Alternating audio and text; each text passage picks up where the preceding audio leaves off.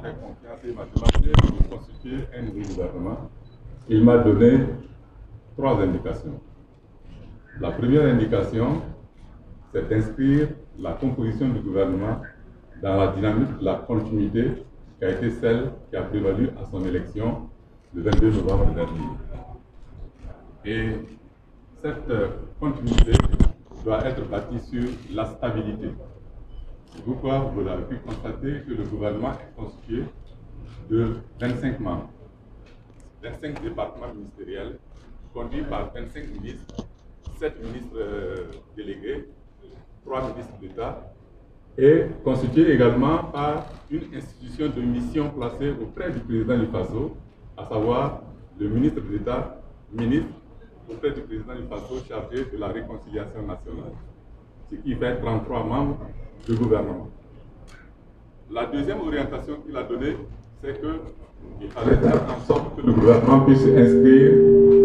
en perspective la mise en place des différentes grandes réformes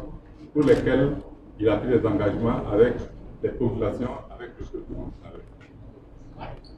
Ces réformes portent essentiellement sur la réconciliation nationale, sur la réforme foncière et immobilière, sur la réforme de l'administration publique dans notre pays, l'administration territoriale de notre pays, sur également la réforme des rémunérations dans notre pays. Il a indiqué que la mise en œuvre de ces différentes réformes devrait prendre en compte 2 considérations. La première, le dialogue politique qui a prévalu pendant toute la période de son premier mandat, et le dialogue social qui doit être perpétué avec les partenaires sociaux de notre pays pour assurer un climat social serein pendant cette période de la mise en œuvre de ces différentes réformes. La troisième indication qu'il a donnée, c'est la nécessité de poursuivre et de renforcer les actions qui ont été entreprises au cours du premier mandat, de manière à ce qu'il y ait une consolidation des acquis de développement économique et sociaux au niveau des différents secteurs stratégiques de notre pays. C'est en fonction de cela que nous avons choisi les hommes et les femmes qui sont chargés de nous accompagner dans la mise en œuvre de son programme.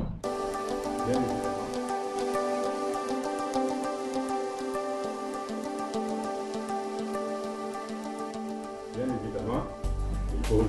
constaterez que nous avons fait une ouverture politique de manière à pouvoir assurer le renforcement de ce qu'il a appelé le dialogue politique, que ce dialogue politique ne soit pas en dehors du gouvernement, qu'il puisse commencer à l'intérieur du gouvernement et se poursuivre avec les autres forces politiques qui ne sont pas associées au gouvernement. Et c'est ainsi que le ministre d'État, auprès du président du FASO, chargé de la réconciliation nationale, a été appelé et est celui qui a assuré pendant un long temps la présidence de l'opposition politique de notre pays, à savoir le président Diallo, qui est avec nous et qui a accepté de s'associer aux actions du gouvernement pour accélérer le processus de réconciliation nationale et de la cohésion sociale que nous avons préconisé, que le président du FASO a annoncé au cours de la campagne qui a conduit à son élection.